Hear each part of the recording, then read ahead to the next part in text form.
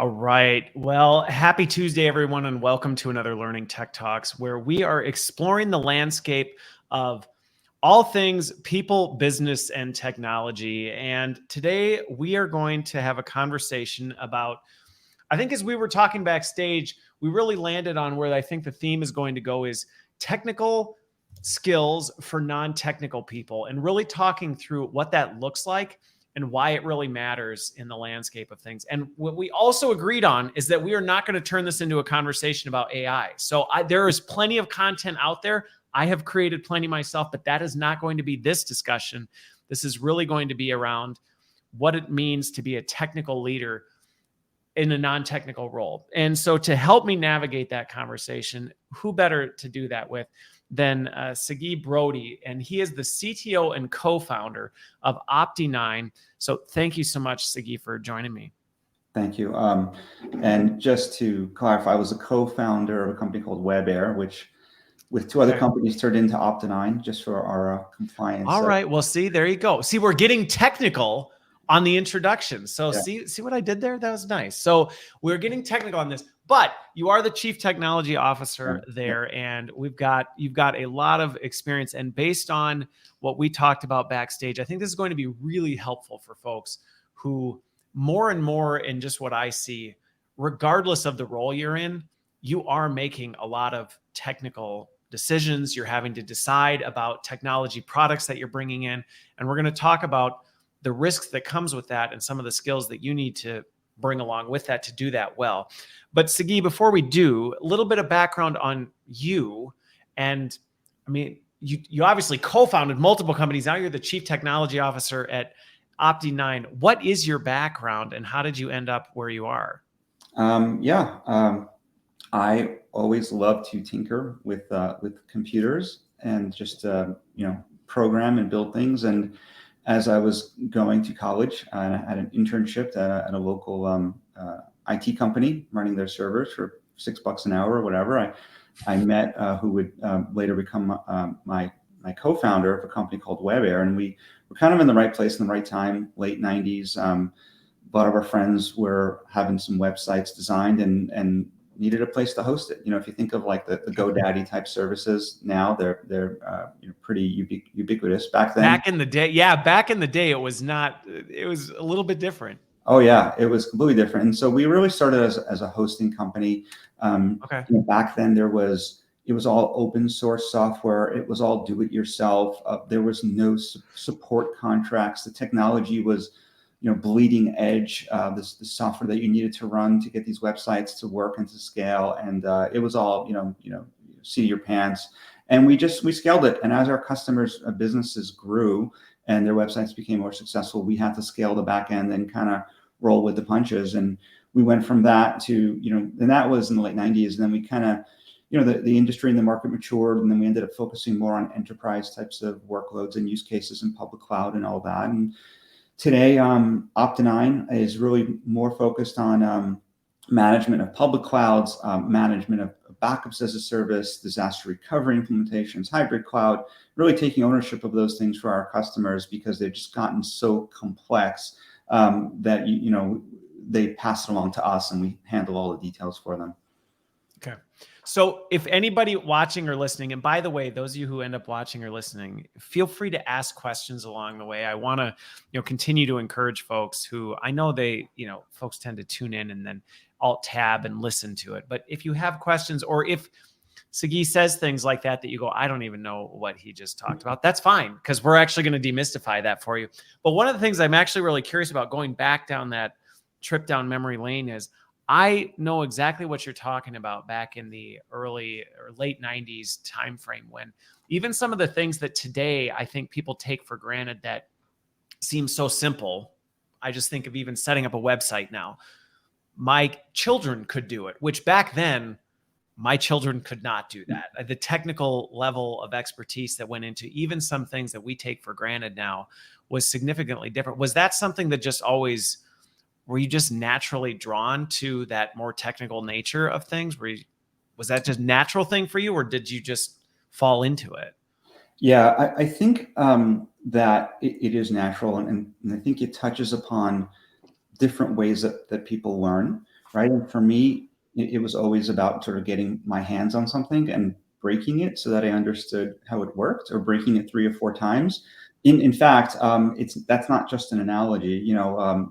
I was fortunate enough, the first PC that I got when I was 13 or whatever, it was a compact, and thank God they had a great warranty, because I play a video game, it would get slow, do some research, need more memory, need a bigger hard drive, and Yep. bought it myself. Went to whatever the store was. Comp USA or Comp USA. There was one other, I think, that outlived them a little. I can't remember the other one's name, but what happened was I'd buy these components, I'd open the computer, I'd install them, and then it wouldn't turn on. And turns out I kept calling my motherboard. And they had a great warranty. They'd send me a new motherboard or computer or whatever, like multiple times, like in a year. And so I was kind of learning on their dime. But I think sometimes you just gotta tinker with things. If you want to go way back, I'd probably even attribute some of it to Legos. Just building, kind of creating something out of nothing. To me, that's putting things together. Yeah. Okay. So kind of a systems thinker, like to deconstruct things, which I can very much relate to that. I love that kind of stuff. And actually that was my path, was very similar. I remember my uncle was into this stuff, and he sent me my first Pentium 133. It was my own personal computer. It was an IBM, fancy stuff back in the day. But I remember that, where you could actually swap your hard drives. And granted, you can still do some of that stuff today, but I agree. It was some people steered clear of it. But with that, similarly, I'm guessing that you've seen now that transformation of how things have changed over time, because some of those things we talk about now feel like, if you said, I used to be into, working a switchboard, where people be like, you do say what? I was a lamplighter type of a thing. I remember the days where there would be and I grew up in a small town, but you'd have a small town person, and they were like your local PC hardware repairman, and you would bring them in, and they'd run crap cleaner, and they defrag your hard drive. And like, that was a thing, because you brought it to the technical person who defragged your hard drive and put in a couple RAM sticks to try and boost the speed of your computer. And there were whole, local companies built on that. And now we're in more of a disposable industry, where it's like, well, computer's out, chuck it, buy a new one type of a thing. And I see the same thing happening with skills. So I'm curious your take on how that has affected some of the skills that are required by technical. What things have faded into the sunset, and what things have you seen really still stay durable amidst that? Yeah, that's a good question. Well, I think that what's definitely the case is that folks that are getting into IT now, maybe getting into application development, or work in an IT function in a larger organization, they're focused on a layer, way up here. They're running their applications, and they don't really need to know much about, let's say, networking, the way that traffic is passed across the internet. They don't need to know anything about the processor or assembly. These are all sort of foundational things that if you went to school for computer science, you kind of were forced to learn all these low-level foundational languages and all this stuff. And I remember taking a computer repair class. I took a computer repair class in high school. Yeah, and I think in many ways they don't need to know those things, because all these industries have been built to make these things easier to consume, and time to market to be low, and to be able to create things without knowing all those things. And that's good. On the flip side, I think that inevitably you kind of deal with an issue, or you need to troubleshoot something, and you kind of need to pull some of those skills out of a hat. And so I think there are still some foundational skills that you need to understand from a high level. You don't have to learn them inside and out, but certainly I think networking is one of them. I'll give you a great example. There's a lot of folks getting into cybersecurity, and I find it difficult to become a cybersecurity expert, or go to school to become a cybersecurity expert with not knowing how, a programming language, or not knowing how networking works. Because if you think about it, the hackers on the other end of the fence, they know all those things. In order to be a really good hacker, I feel like you need to know, you got to have that wide range of skill sets. And so if your job is to defeat the hacker, you got to know those as well too. And so can you get a career as a cybersecurity analyst and use some off-the-shelf software and just sort of run that software properly and read the alerts? Sure.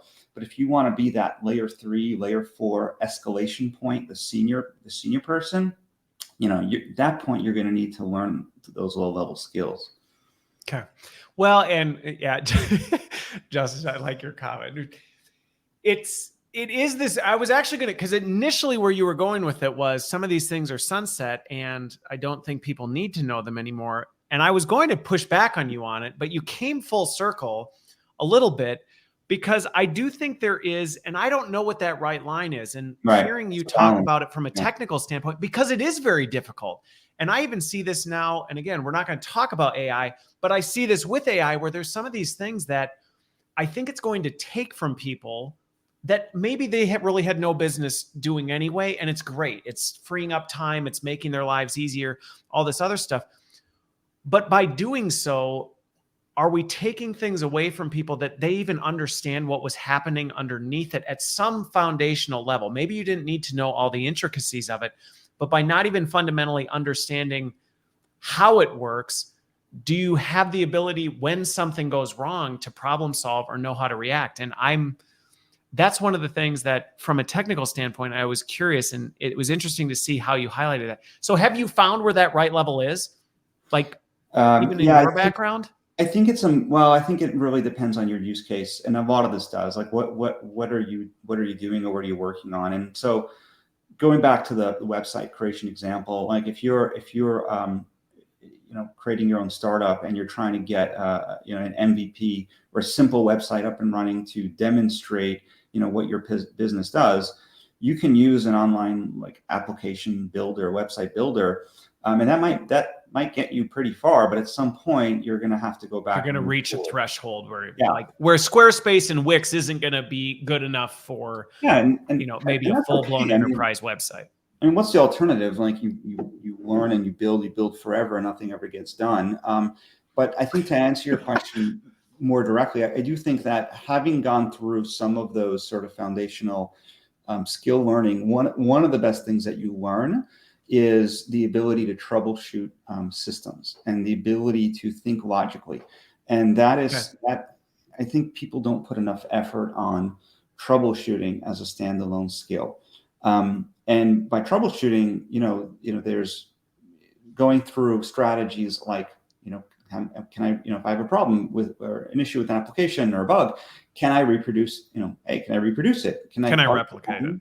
Yeah. And then how do I isolate it? How do I localize it? Let me make a change, but let me not make 5 changes at once. The great thing about some of those strategies is they transcend the shiny object syndrome of the day or the Kool-Aid of the day. In fact, if you're really good at something like that, you can walk into an issue that others might not that can't fix, and they might know much more about the issue than you do. But because you're sort of thinking in that very logical way, you might be able to localize the issue quicker.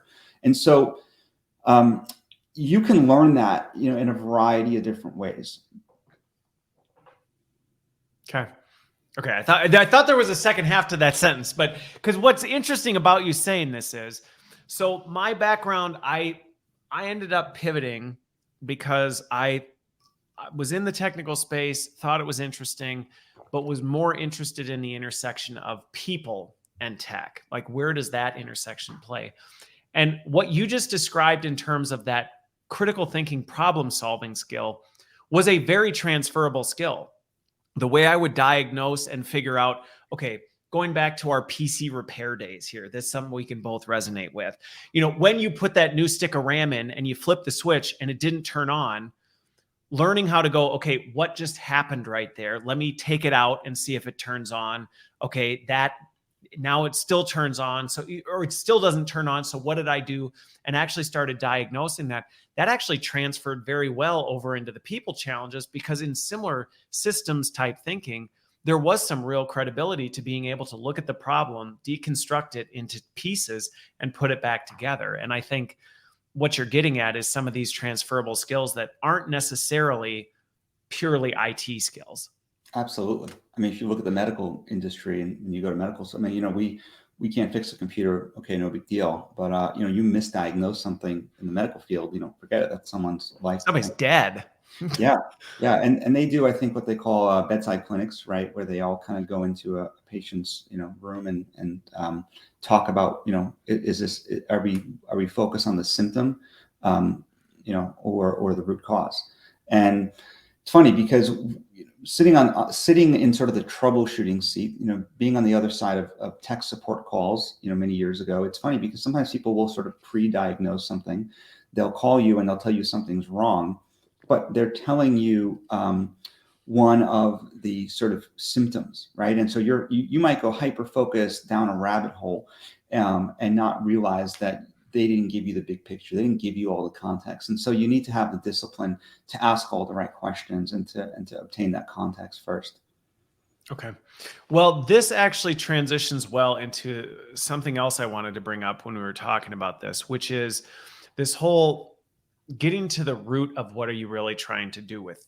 And I think in the technical space, but not just the technical space, for the general audience who is now making more technical decisions, what you just described right there, in my opinion, is one of the catastrophic things I see in organizations where they aren't clear and they think they're solving a problem, but really they're solving a symptom of a problem. And that's where big decisions are made. People are chasing things for technical solutions, not realizing that, wait, you just bought something that solves a symptom, but it actually didn't solve a problem. And people don't discover this till much later down the process. Absolutely. Unfortunately, there's a lot of that going on today.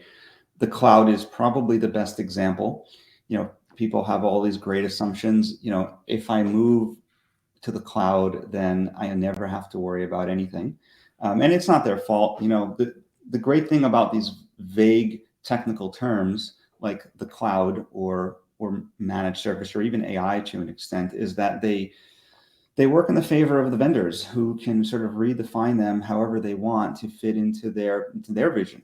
And what I say the cloud is might be different than four of my competitors. And who cares about what we say? But where it really comes out is what the customer's expectations should be. I'll give you a good example of this. Is years ago everyone used to run their own email servers, and most organizations that was an Exchange server. Yep. And then, a lot of that went to folks moving that to Microsoft 365. And in many ways, that was a really good decision because no longer do you have to manage your own server and the security of it and all that. But, people make an assumption. If I move that, now Microsoft, and not to pick on Microsoft, it's not an issue with them, but now they will handle the servers and the data centers and the infrastructure. But what a lot of people don't realize is there's no backups built into that platform. If you have a need to back up your email with Microsoft 365, that's something you need to do yourself. Most people don't realize that. They just assume that Microsoft backs it up. And again, it's not a Microsoft issue. It's really just about people not understanding what they're buying. And so the consumers need to be more. I think I just heard all my audience run and call their IT person right now and ask, or were we aware of that? That might have just been the wind in my ear, but Absolutely. Absolutely. We use the cloud, therefore we're safe from X, Y, and Z. And the problem is that people have a false sense of security. Maybe they're at home and they see a commercial on TV about some cybersecurity company or whatever, or a news article about ransomware. And what pains me is there's some executives sitting at home and like, I don't need to worry about that because we're buying X, Y, and Z. And maybe they're buying one solution, but it's not covering their entire ecosystem.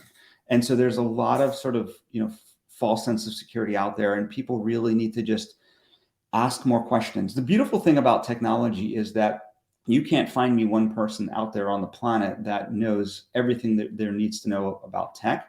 And so it is not wrong to ask questions. What does that mean? What should my expectations be? How do you accomplish that? I do it all the time. And so even the most technical people that are out there should be asking questions about how all these things are working. I was just going to say, one of the things that I've seen a a lot of more technical people in my circles do, that I'm not saying that other industries don't do it as much, but it is more in the lifeblood of the culture of technical fields that I work with, is ask questions. It seems to be much more cultural to just go, hey, like, I'm trying to figure, have you solved this? There's Reddit threads or whatever, other threads where people are asking this, digging into, how have other people solved this?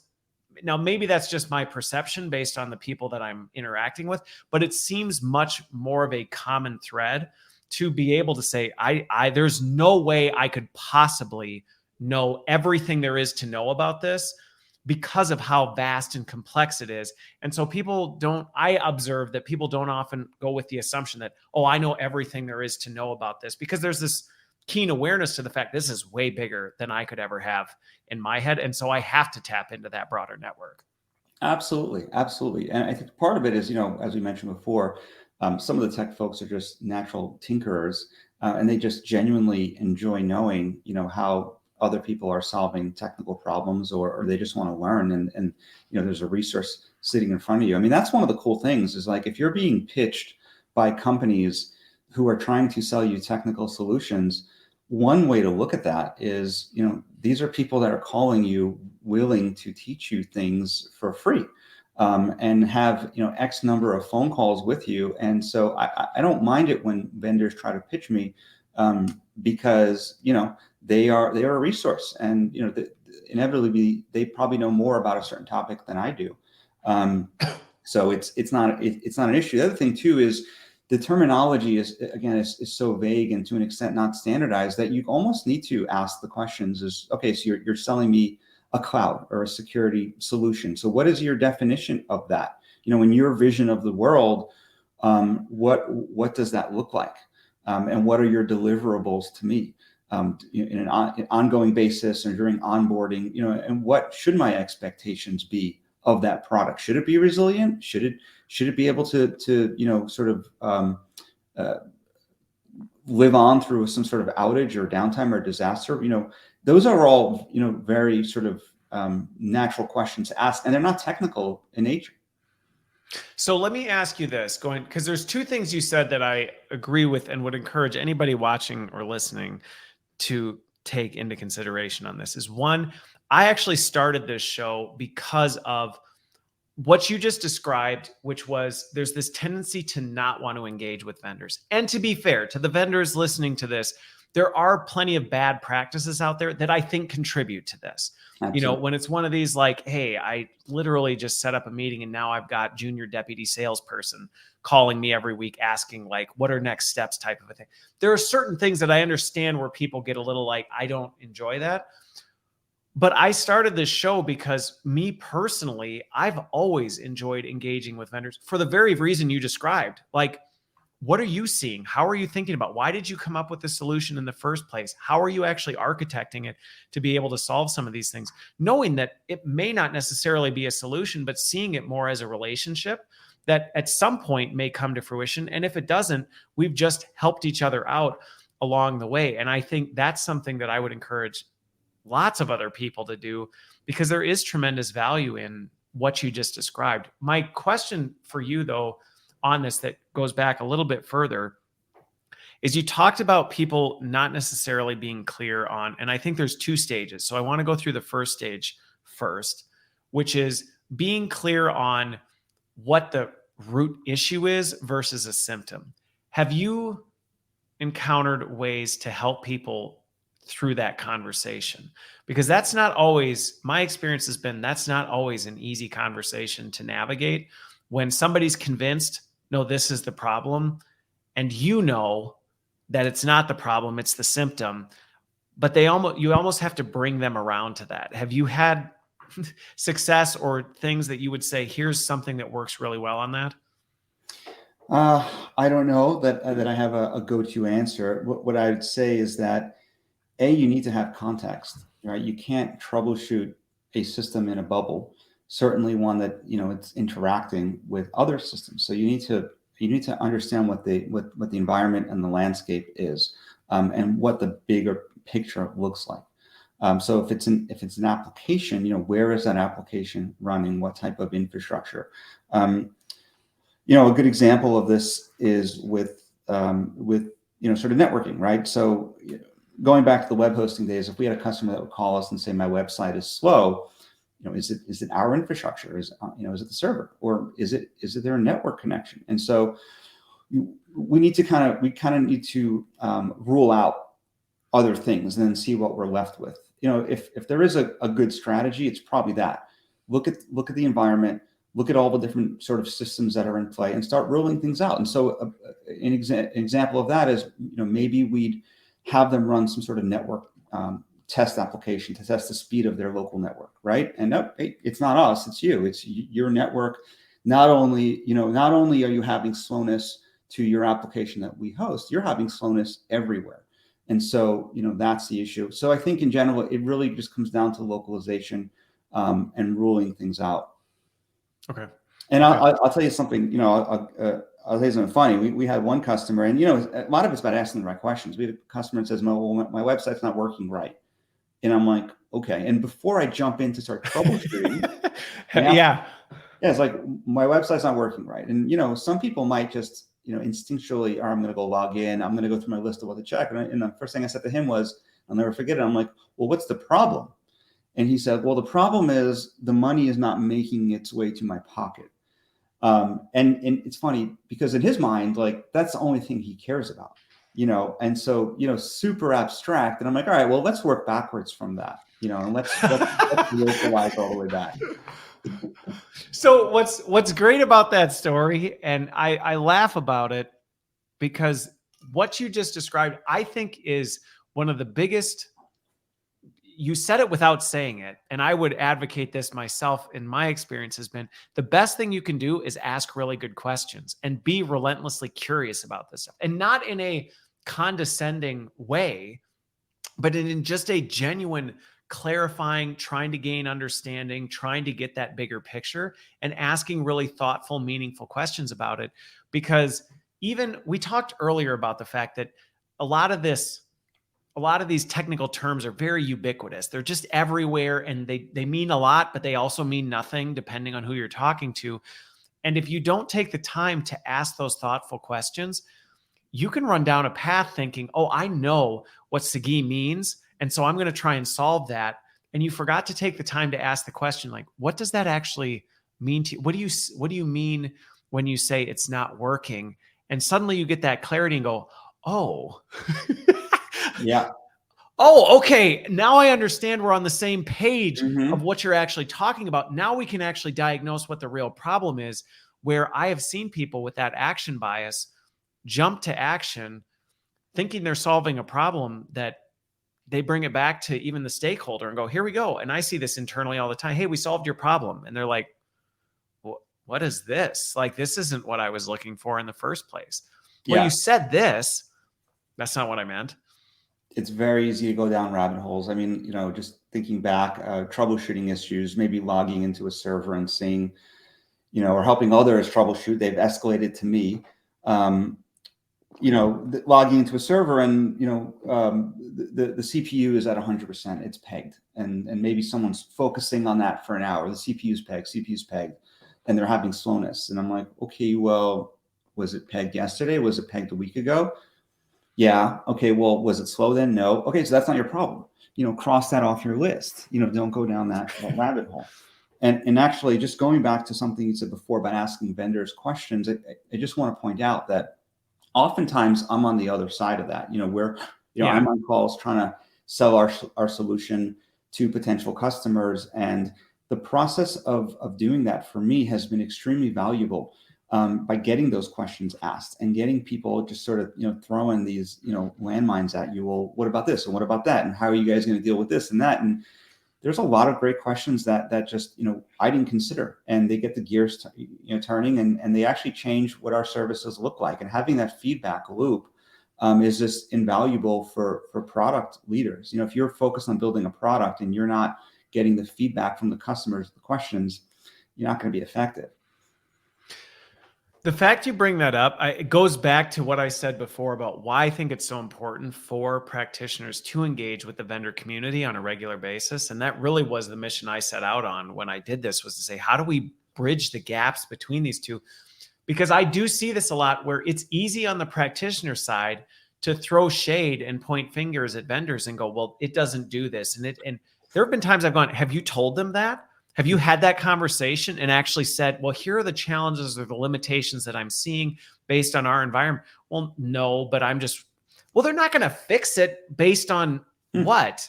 Intrinsic wisdom that they know that's what you're dealing with. And I think it is one of those things where the number of times I've either taken things from a conversation and gone, wow, that changes the way I think about things based on what you've shared about system architecture or something you've seen in another organization, but also the gift back of going, well, but here's the realities of the landscape that we're dealing with. And here's just why, technically speaking, it doesn't work. And that's influenced product design. They've changed the product roadmap for different things based on some of that stuff. Yeah, we've done that. I mean, we've, a large part of our feature sets and what we're doing is just, dictated by our customers. And, we've always embraced bigger customers. The larger the enterprise, the more skeletons in the closet, the more legacy infrastructure, and the more complexity. And that's okay, because if we can make them happy, if we can deal with that scenario, then we can deal with much smaller ones. So we've embraced it, and we've had some really great customers that we add a feature to the product, and now everybody can benefit from it. So related to where we're talking about these great questions, okay? Because I talk to a lot of folks who aren't as technically savvy and feel uncomfortable with it. So this is where I am sensitive to the practitioner side. If you're not technical, if you didn't grow up assembling your PCs or coding HTML back in the day, and it's not your go-to, which there's a lot of folks that's not the way their brains are wired. It's not the way they work. And it can be very intimidating. And I will say, even as what I consider relatively technical person, it can be intimidating. I'm curious, you mentioned it earlier, that sometimes it can be challenging because you may not even know the right questions to ask. And I'll share a story of a time that I was in this situation, and it was almost catastrophic.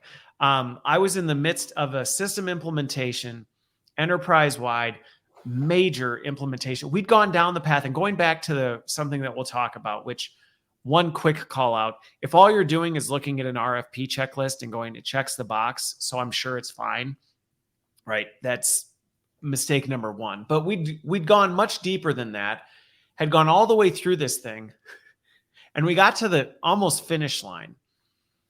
And we discovered, and I say we because it was missed on both ends, we discovered that the single sign-on protocol, apparently there's two different ones.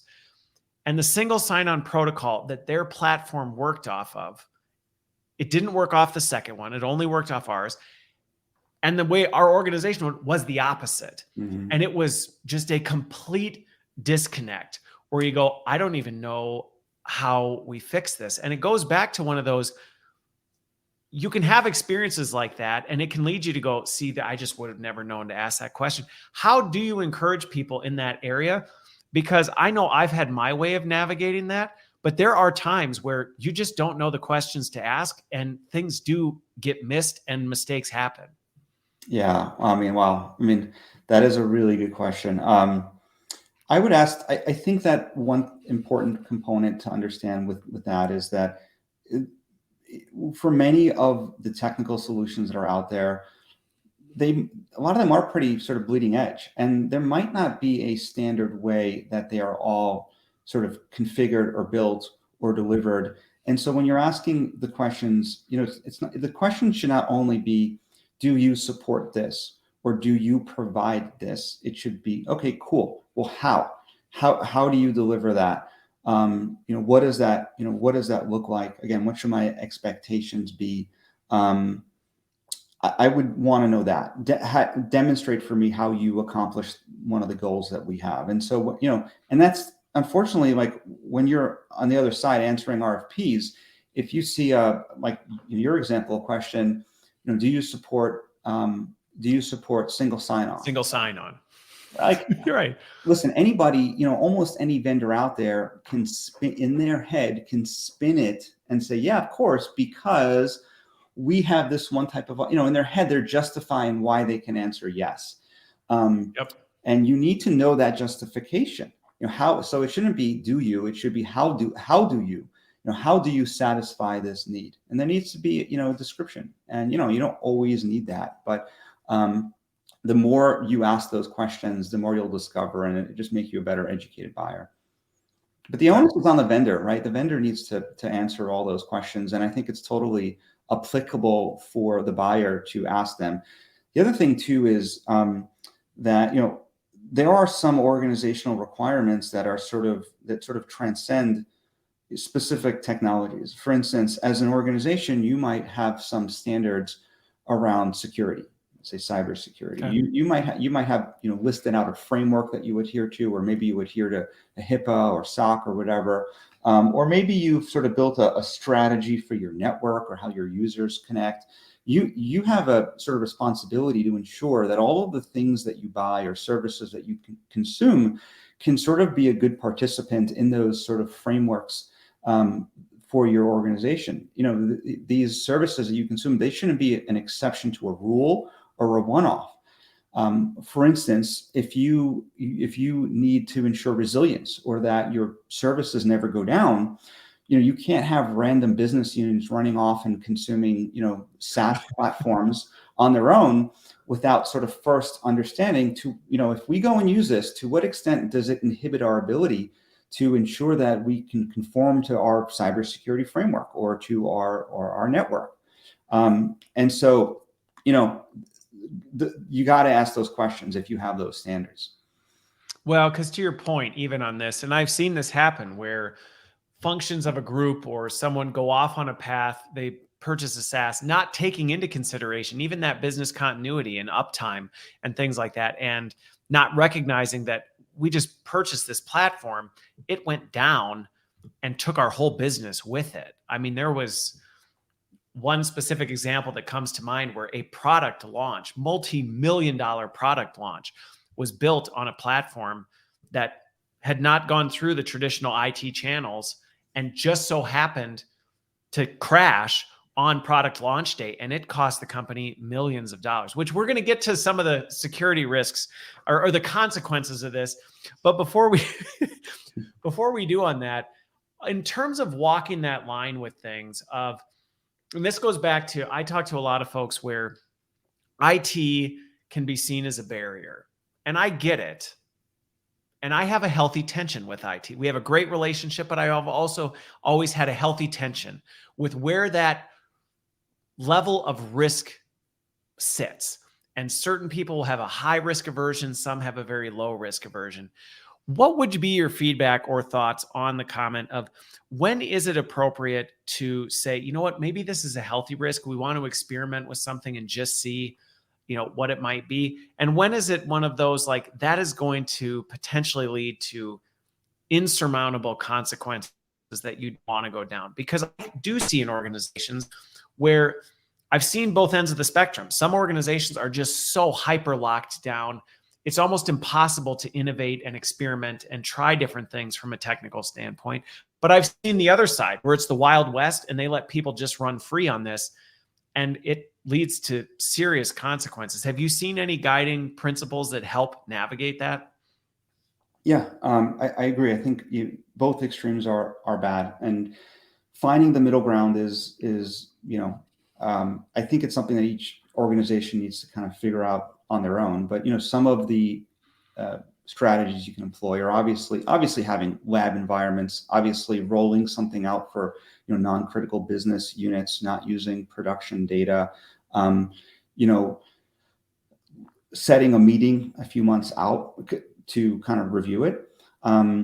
I think it's dangerous, right? You start playing with something, and before you know it, it becomes an integral part of your production stack without you realizing it, right? And so even just going through a regular risk review process and sort of just knowing where things stand is important. I think the big risk is not knowing the risks and not knowing to what extent these disparate things are part of your critical infrastructure. One strategy that I would employ in general is really to look at complexity itself as a bad thing in relation to IT. I think one of the roles of IT leaders today and one of the goals should be to attempt to reduce the complexity of their technology stack. Not have to go out and buy more things if you don't need to.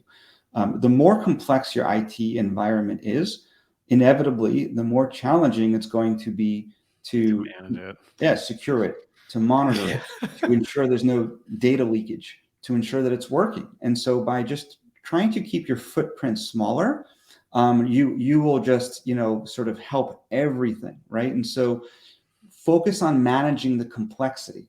Complexity is really the killer. Okay.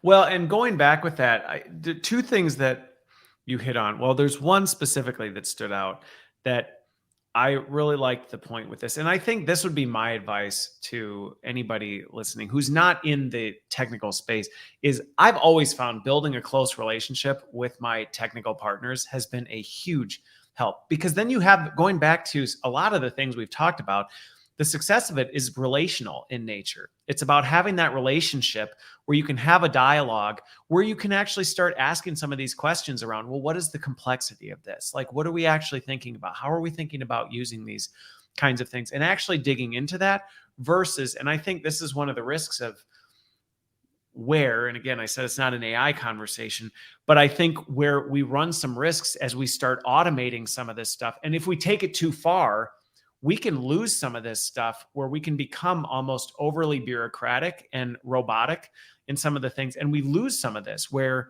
yeah, you might shoot for, well, we want to optimize to move things through our process this quickly, but it's like, but at what expense? And where is the human in the loop on that to be able to have that dialogue?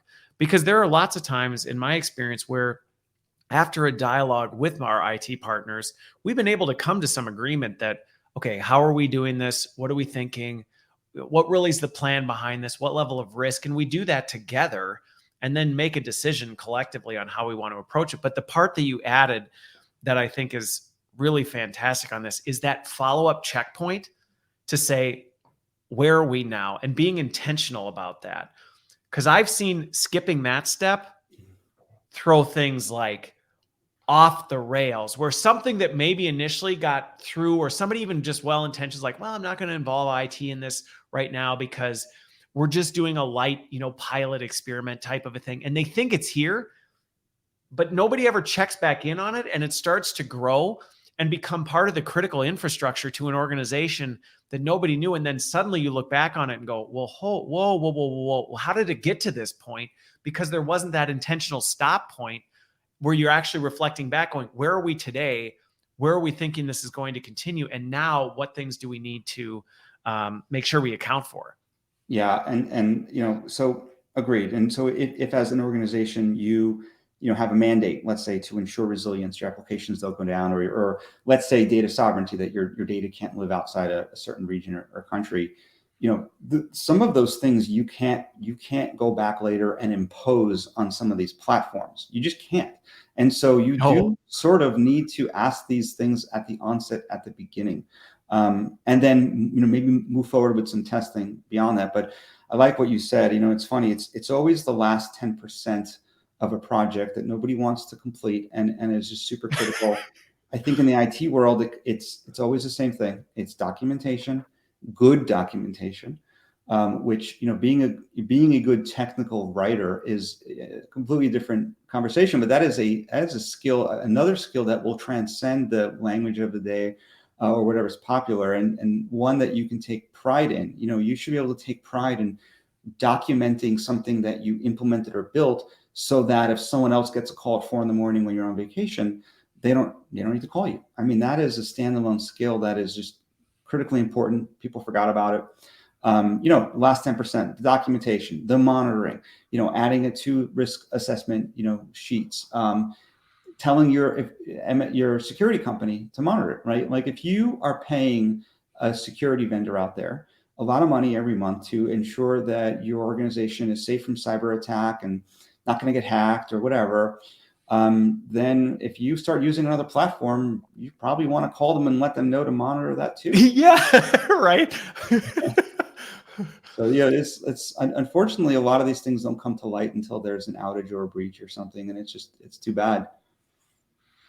Well, and I think this goes back to this shared accountability that is at play with this, where it goes back to relationships and it Yeah. goes back to actually building those partnerships and laying down your own swords of your own agenda and saying, hey, can we work together on this?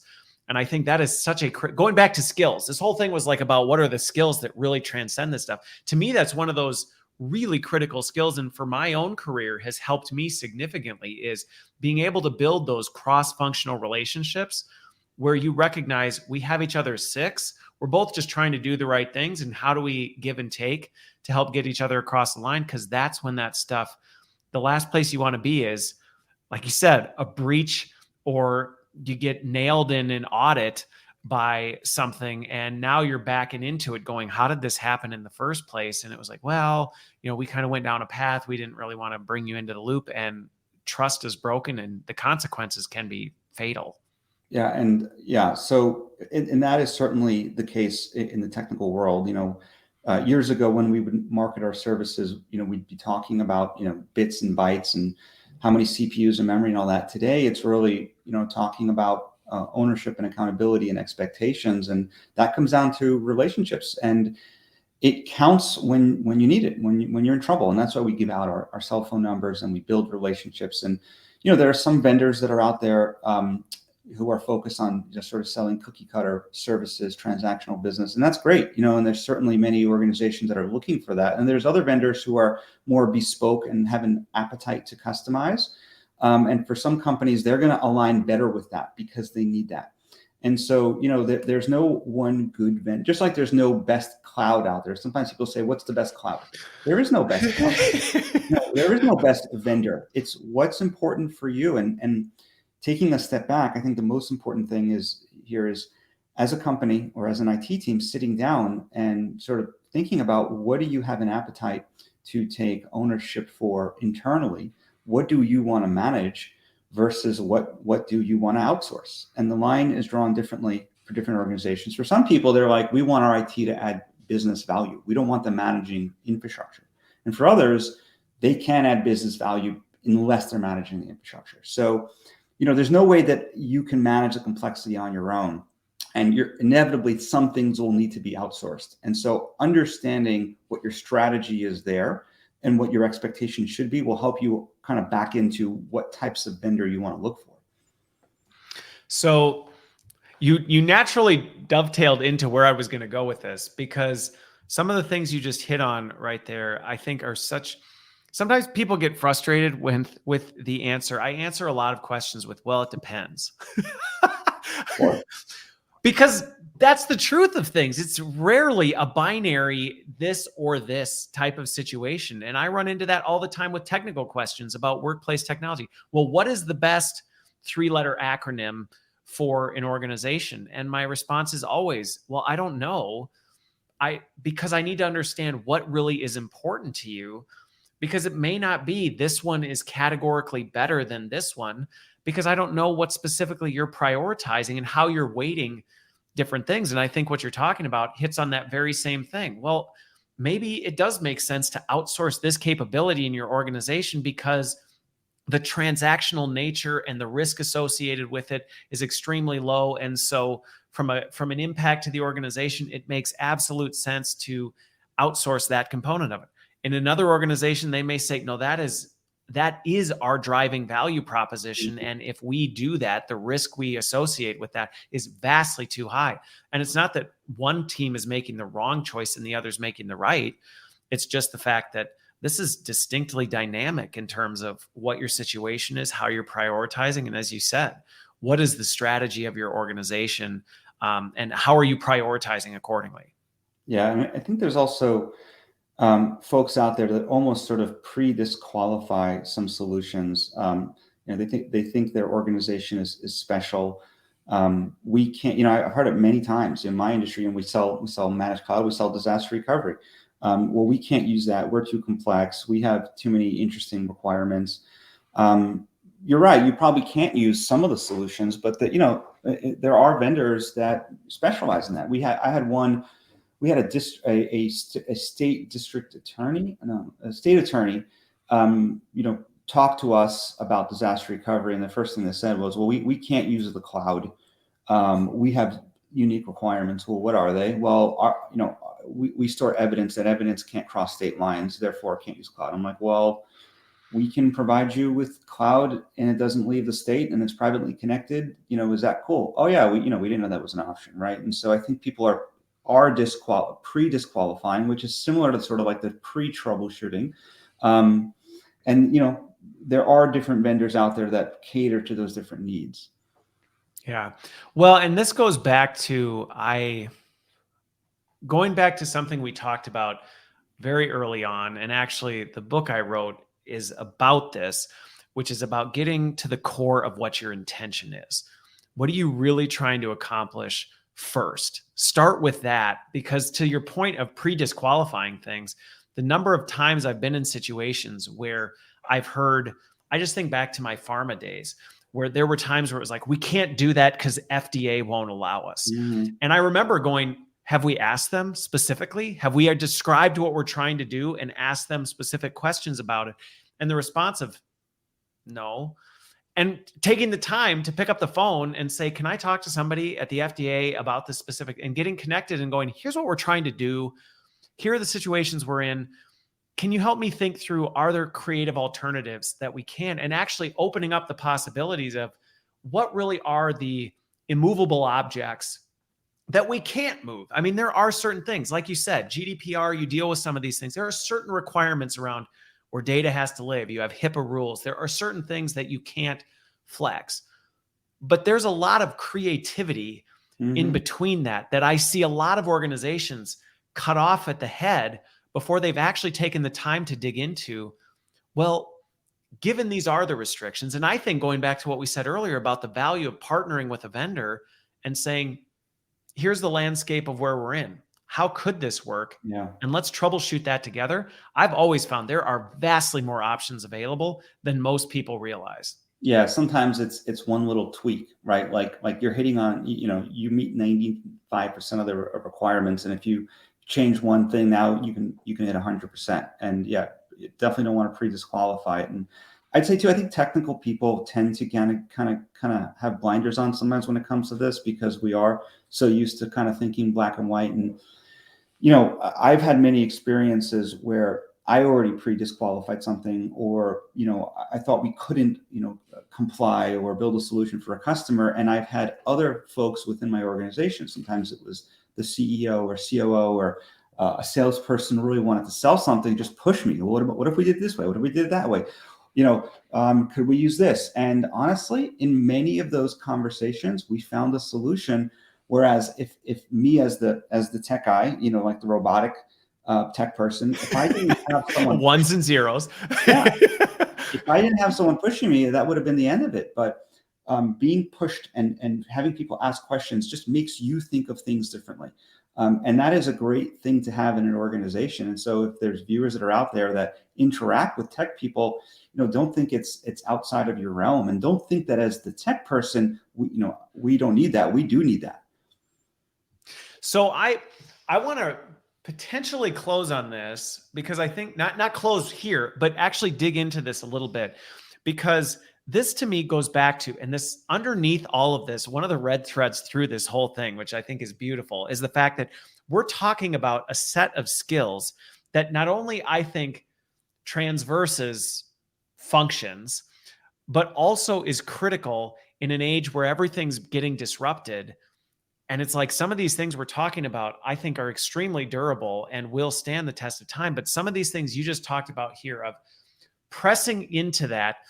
But my experience has been there's a way you can do that can really piss someone off and set them apart as an adversary to you. Yeah. And there's a way you can do that makes it clear, hey, I'm not trying to say I know more than you. I'm not trying to dismiss your credibility. I'm just saying, instead of saying, why can't we do it? How can we explore this in what could we do? Hypothetically, like, let's problem solve this together.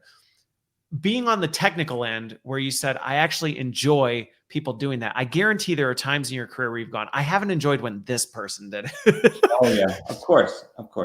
Are there any things that stand out in that have, to folks who are listening who go, because I get it, I hear it from folks, they're like, well, I've tried and I just keep getting told no. And to give them some guidance on, well, maybe try this in a different way, because that's what I found. Again, going back to my problem solving skills, it's like I hear a no and I'm like, okay, that's a no. And maybe sometimes it truly is a no, but maybe it's I need to reframe it, or I need to think differently about it, or I need to come around it a different way. Have there been any things that have really helped when you're on that receiving end? Yeah, I mean, you're right. And, the more technical folks are a unique breed, and the more technical, the more I would say in some cases the social skills can suffer a bit, myself included, I would say. But I think a lot of it just comes down to how, and I think you mentioned before, just having a mutual respect, Yep. And if you're trying to beat a tech guy at a girl at their own game, yeah, there might be some ego engaged there. But if there's a mutual respect, person to person, listen, man, I'm just trying to, I really want to get this deal closed. It would mean a lot to me. What could we do? I've also found that being persistent is good. I mean, I've had situations where I think I've just sort of given a few quick no's without actually thinking, and then they keep coming back. And then I'm like, all right, let me really think about this now, because they're not going away. And you think of something, Well, and so even there's a go for it. knee-jerk reaction. A lot of nope, can't do it. No, tried it 5 years ago, it didn't work. Nope. Go past that. Well, and I think what's funny about that is I completely resonate with what you said, because I see how that happens and I understand it. Personally, I have a lot of empathy for my technical partners, and really not even just my technical partners, all my stakeholders. There's lots of times where I recognize I go and ask for something, or I'm trying to do something, and the knee-jerk reaction is no. And it's not, I don't like it. And I think for me, I've learned being durable and not taking it personally and saying, all right, look, this is probably a no because they've got a million other things on their plate, and they've probably been asked by a million other people for stupid things that they haven't thought through. And so just instinctively, it's like, no. And I've actually talked to people who go, I just say no the first time. I'm not recommending this, but they say no the first time just to see if the person's actually going to follow up with them. Because if they don't, they just go, well, it obviously wasn't that important. Because if they didn't take the time to actually follow up and, set time on my calendar or push forward, it must not have really been that big of a deal. And sometimes even just the act of persistence, which you hit on, of in a non-threatening way. I'm not here to challenge you or question your credibility or your knowledge. I'm just saying, here's the situation I'm in. I would just love to make sure we've explored this fully and considered it, and not giving up on that. Man, the number of times that's gone to another level with the combination of having a relationship, making sure they understand who I am, that, what I'm trying to do type of a thing, you can go pretty far and get some things done that people would say, well, that's impossible. And it's like, no, it's a lot more possible than you realize. Yeah. And listen, just the, skill, if you want to call it a skill of being persistent, if you think about it, if you're in that sales role and you're being persistent to your back end, tech person, see if you can deliver something, you're probably also persistent with your potential customers and in other areas of your life. And it's probably serving you well. And also, keep in mind, tech folks generally like beer. So, bribing them with beer is another strategy that probably will work to an extent. There you go. Well, the one, so beer, we got that on the list. So for anybody listening, there you go. You can do beer. The mutual point, and I put this together in a video I did recently talking about the importance of human connection and how much that matters. And the number of times I've been able to get things through because I took the time to invest in building a relationship with someone that wasn't transactional. Like, I don't only talk to you because I need something from you, but I've gotten to know you as a person. And because I've now related to you because, oh, you skateboard, I skateboard, we have this relational thing. And now there's something that builds a mutual connection that, I hate to say short circuits things, but it does change the pathways and opens up opportunities that weren't there before. Oh yeah, so much so. I mean, my network is probably the best asset I have as a technical person. And years, you'll never know how that will serve you years later, but somehow it always does. It always does. And to your point, though, and what we've been talking about, it's more than a transaction.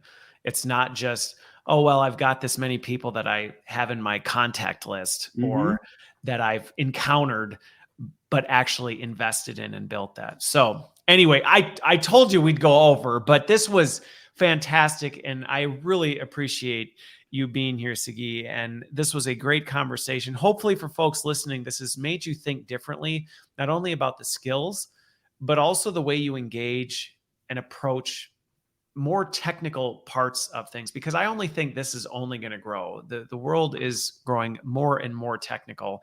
And I think this becoming a key part of your job, regardless of where you work, is mission critical. So thank you so much. And I appreciate you making the time. Thanks for having me. All right. Well, thanks everybody. And we will see you next week.